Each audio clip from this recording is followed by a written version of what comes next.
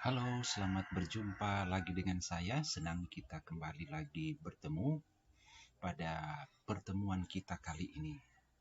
Dan pada saat ini kita akan membahas materi tentang pewarisan sifat. Jadi bagaimana cara sifat-sifat dari induk itu diturunkan kepada anak-anaknya. Dan pewarisan sifat ini berlaku pada manusia, berlaku pada hewan, dan berlaku juga pada tumbuh-tumbuhan. Kalau pada manusia, dasar firman Tuhan kita pada saat ini terdapat dalam pertama, Mazmur 139 ayat 13. Berkata, sebab engkaulah yang membentuk buah pinggangku, menenun aku dalam kandungan ibuku. Pemazmur atau Raja Daud mengakui bahwa dia hadir di tengah-tengah dunia ini atas penentuan daripada Tuhan, bahwa Allah yang menenun dia dari kandungan ibunya. Kemudian juga ungkapan daripada Nabi Yesaya dalam Yesaya 49 ayat 5 berkata, maka sekarang firman Tuhan yang membentuk aku sejak dari kandungan untuk menjadi hambanya. Demikian juga dengan Nabi Yesaya mengakui bahwa kehadiran di tengah-tengah dunia ini atas perkenanan Tuhan. Karena Allah yang membentuk Yesaya sejak dari kandungan dan menentukan dia akan menjadi hamba Tuhan. Demikian juga dengan kita, kehadiran kita di tengah dunia ini bukan secara kebetulan, tetapi atas kehendak Tuhan. Tuhanlah yang menenun kita dalam kandungan ibu kita dan menentukan ke depan kita akan menjadi apa. Oleh sebab itu, mari dalam kehidupan ini kita mempergunakan hidup ini dengan sebaik-baiknya, karena Allah yang memilih kita untuk hadir di tengah-tengah dunia ini. Pak Guru berharap Anda tetap semangat dalam mempelajari tentang pewarisan sifat. Bagaimana sifat daripada induk itu diturunkan kepada anak-anak, atau bagaimana sifat daripada orang tua diturunkan kepada anak-anak. Seperti dalam gambar ini, satu keluarga ada bapak, ibu, anak laki dan anak perempuan. Kita melihat ada kemiripan sifat antara anak-anak dengan orang tua. Mana yang paling dominan muncul pada anak tersebut? Contoh, pada gambar anak laki ini, bentukmu wajahnya lebih mirip, condong kepada ayahnya, sedangkan bentuk wajah daripada anak perempuan ini lebih mirip dengan ibunya. Bentuk mata dari anak, bentuk mata, bentuk rambut daripada anak. Ada kesamaan sifat antara anak dengan orang tua. Artinya, sifat daripada orang tua itu diturunkan kepada anak-anak mereka. Demikian juga dengan gambar ini. Wajah anak perempuan ini mirip dengan yang siapa? Wajah anak laki ini mirip dengan siapa? Artinya sifat-sifat tampak daripada anak, apakah itu bentuk mata, bentuk hidung, bentuk alis, bentuk telinga, bentuk rambut, warna rambut, bentuk gigi, dan masih banyak lagi sifat-sifat yang tampak pada seorang anak sebenarnya berasal dari sifat-sifat daripada orang tua mereka. Ini sangat menarik bagi kita untuk kita pelajari. Dan baiklah, kita akan mendalami materi ini, tapi sebelumnya kita akan cari tahu dulu apa yang menjadi indikator dalam pembahasan kita pada saat ini. Yang pertama adalah mendefinisikan pewarisan sifat pada makhluk hidup. Kemudian yang kedua adalah menjelaskan struktur DNA dan RNA. Dan yang ketiga adalah membandingkan kromosom pada laki-laki dan kromosom pada perempuan. Dan yang keempat adalah menunjukkan hubungan antara kromosom, DNA, RNA terhadap karakteristik daripada makhluk hidup. Inilah indikator yang akan kita pelajari pada pertemuan kita kali ini. Dan baiklah, kita akan masuk pada indikator yang pertama, yaitu mendefinisikan pewarisan sifat pada makhluk hidup. Apa yang dimaksud dengan pewarisan sifat atau hereditas? Pewarisan sifat atau hereditas merupakan penurunan sifat dari induk, orang tua, atau parent atau parental kepada keturunannya atau anak-anaknya. Ini berlaku pada manusia, pada hewan, dan pada tumbuhan. Jadi sifat daripada orang tua induk diturunkan kepada anak-anaknya. Jadi ilmu yang mempelajari tentang pewarisan disebut juga genetika. Kemudian, sifat-sifat suatu makhluk hidup itu diwariskan melalui sel kelamin jantan dan sel kelamin betina. Nah, di dalam sel terdapat inti sel dan di dalam sel terdapat kromosom. Di dalam kromosom terdapat gen dan RNA dan DNA yang sangat berpengaruh dalam pembentukan gen dan pembentukan kromosom. Adik-adik sekalian, ada banyak istilah-istilah baru yang akan kita temui dalam pembelajaran kita pada saat ini. Untuk itu kita akan lebih dalam lagi mencari tahu apa yang dimaksud dengan DNA, apa yang dimaksud dengan RNA, apa fungsi dari DNA, apa fungsi daripada RNA. DNA atau deoksiribonukleik asid atau DNA ini merupakan asam nukleat yang menyimpan semua informasi tentang genetika. Jadi semua informasi genetika itu terdapat di dalam DNA. Di dalam inti sel, DNA membentuk satu kesatuan untaian yang disebut dengan kromosom. Jadi untaian DNA yang sangat banyak di mana di dalam DNA ini terdapat informasi-informasi genetika. Dia akan membentuk untaian yang sangat panjang berilin yang disebut dengan kromosom atau benang-benang kromatin. Kemudian fungsi daripada DNA adalah pertama, sebagai tempat kode genetik yang menjamin bahwa sel dari anak akan mewariskan karakteristik yang sama dari induknya. Jadi yang berperan dalam menentukan sifat dari anak itu adalah DNA.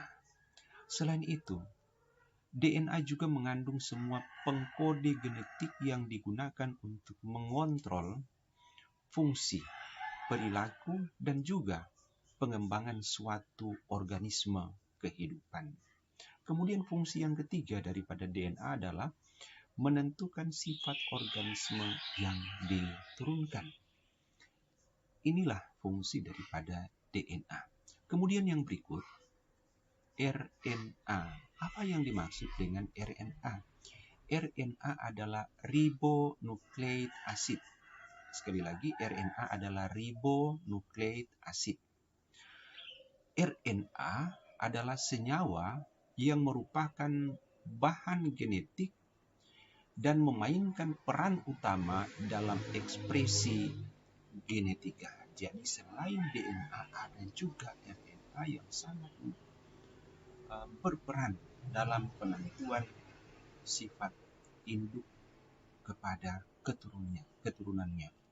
Dan apa fungsi daripada RNA? Fungsi RNA yang pertama adalah perantara antara DNA dan protein. Jadi fungsi RNA adalah perantara antara DNA dan protein dalam proses ekspresi genetik. Yang kedua, sebagai molekul genetik yang secara keseluruhan bertanggung jawab dalam membawa segala materi genetik. Jadi yang bertanggung jawab dalam membawa segala materi genetik baik pada manusia adalah RNA. Dan kita akan lanjut lagi dengan bagian yang sangat berperan penting dalam penentuan pewarisan sifat adalah kromosom. Kita akan mempelajari apa yang dimaksud dengan kromosom. Kromosom adalah benda-benda halus seperti kumpulan benang dengan fungsi sebagai pembawa dan penyimpan informasi genetik makhluk hidup yang terdiri atas zat-zat yang mudah menyerap warna yang berada di dalam inti sel. Selanjutnya, kromosom ini terletak di dalam inti sel atau nukleus pada setiap sel. Dan kromosom mulai dapat diamati ketika kita mempelajari tentang pembelahan sel pada tahap metafase saat proses pembelahan mitosis maupun pada pembelahan meiosis. Jadi kromosom itu akan tampak pada tahapan metafase pada pembelahan mitosis maupun pembelahan meiosis. Kemudian selanjutnya, dalam sel somatik atau sel tubuh manusia itu terdapat 46 kromosom atau terdiri atas 23 pasang kromosom. Jadi dalam tubuh manusia atau sel tubuh ada 46 kromosom. Kemudian dalam sel kelamin manusia, laki-laki mempunyai kromosom X dan Y. Pengkodean kromosom laki-laki adalah X dan Y. Sedangkan pengkodean kromosom perempuan adalah X dan X. Jadi X besar dan X besar itu adalah kode dari kromosom perempuan, sedangkan kromosom laki-laki X besar dan Y besar.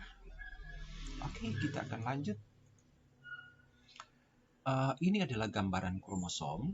Jadi bentuk kromosom seperti ini, di mana bagian-bagian kromosom yang pertama yang ini adalah kromatid, kemudian yang kedua yang ini adalah sentromer atau pusat daripada kromosom, kemudian yang bagian ini adalah bagian kromosom yang memiliki lengan pendek, kemudian yang ini bagian kromosom dengan lengan panjang. Kemudian gambaran kromosom juga seperti ini. Kalau kita lihat bentuk kromosom seperti ini gambarannya.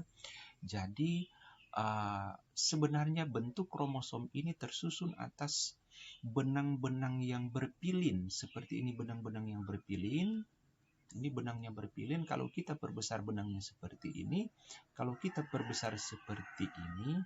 Kalau kita perbesar, penampakan benang-benang yang berpilin adalah seperti ini, berbentuk heliks. Nah, perhatikan bentuk kromosomnya seperti ini. Dan kalau diperbesar lagi, bentuk kromosom ini seperti ini. Ya, inilah yang dimaksud dengan kromosom dan bentuk kromosom. Oke, kita lanjut.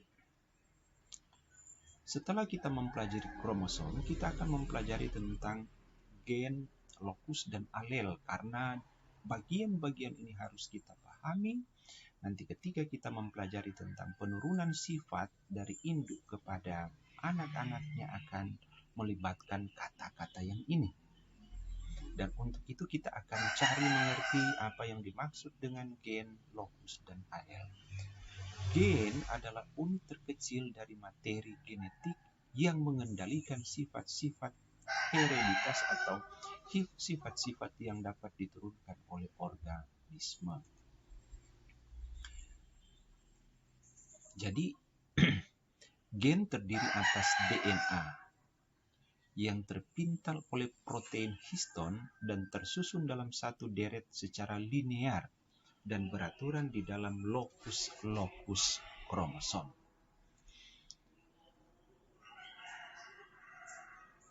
Ini adalah letak gen dalam kromosom. Kalau kita perhatikan tadi seperti ini gambaran kromosomnya, dan bentuk daripada kromosom kalau sudah diperbesar seperti ini berbentuk heliks. Dan inilah yang dimaksud dengan DNA, deoksiribonukleik asid. Dan letak daripada gen, kalau kita perhatikan, ini adalah gen-gen yang berada dalam kromosom.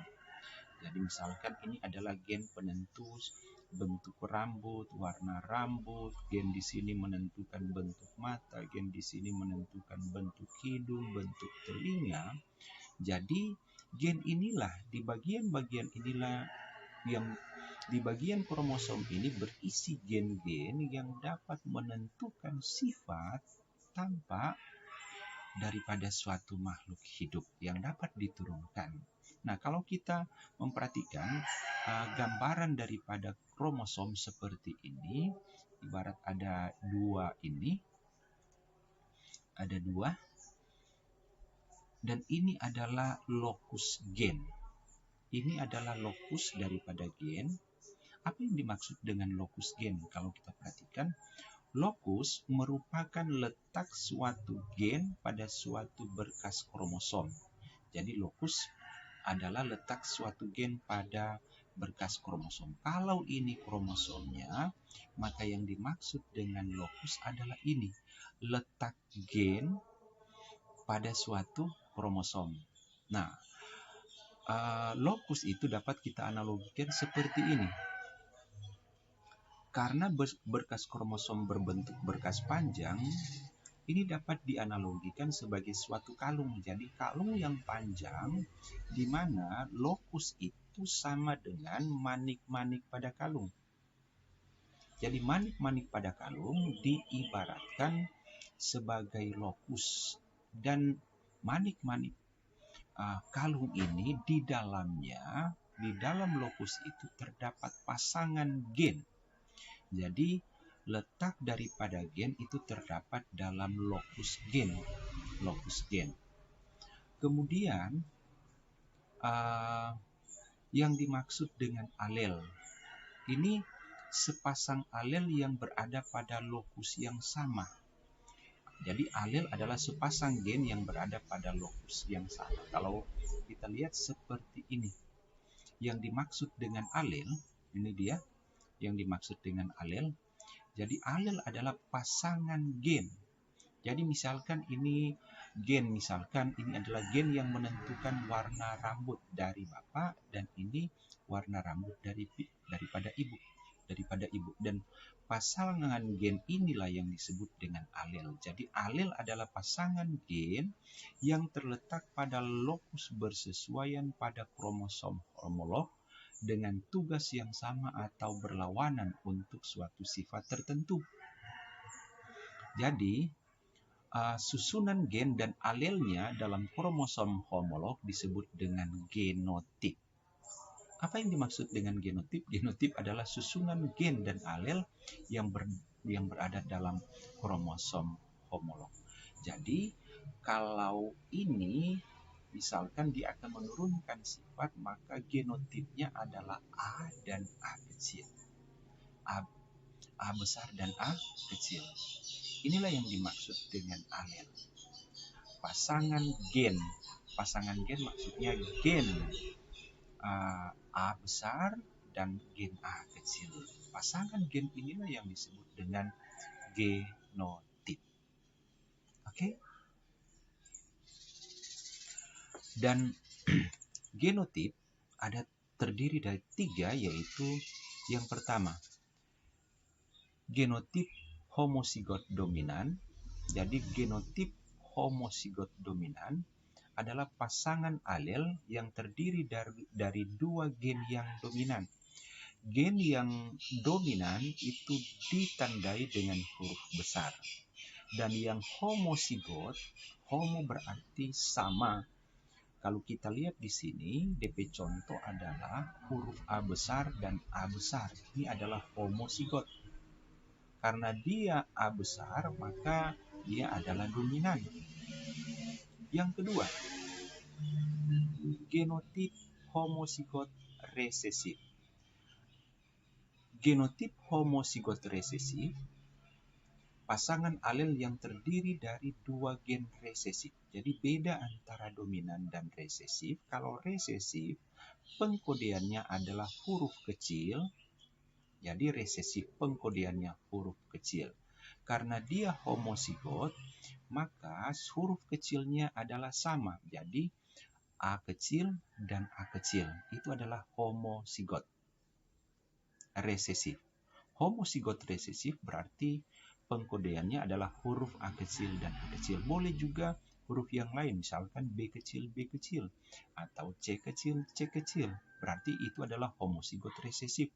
Sedangkan homozigot dominan berarti hurufnya harus huruf besar, A besar, A besar, B besar, B besar, C besar, dan C besar. Yang ketiga, genotip heterozigot. Pasangan alel yang terdiri dari dua gen berbeda, yaitu yang satu dominan, yang satu resesif. Karena dia tidak sama, A besar dan A kecil, sehingga disebut heterozigot. Jadi genotip heterozigot adalah pasangan gen dengan alel yang terdiri dari dua gen yang berbeda. Jadi gen yang berbeda adalah A besar, dia dominan, kemudian yang A kecilnya resesif. Jadi pasangan genotip yang heterozigot. Jadi kita dapat membedakan mana yang genotip homozigot dominan, dia harus sama, A besar, B besar, B besar, C besar, C besar. Kemudian yang homozigot resesif itu dia harus huruf kecil, A kecil, A kecil, B kecil, B kecil. Sedangkan yang heterozigot satu huruf besar dan satu huruf kecil. Jadi pengkodean daripada genotip ini akan kita dalami pada contoh persilangan antara bunga berwarna merah dengan bunga berwarna putih. Yang mana yang dominan, yang mana resesif. Dan itu akan kita dalami pada materi pertemuan kita berikut yang akan kita bahas. Ini adalah dasar-dasar genetika yang akan kita gunakan dalam pembelajaran mempelajari tentang genetika pada pertemuan-pertemuan berikutnya. Demikian penjelasan saya tentang penurunan sifat atau genetika. Pak Guru berharap Anda bisa memahaminya dan kita tetap semangat dalam mempelajari materi-materi yang ada. Demikian, terima kasih, Tuhan memberkati. Shalom.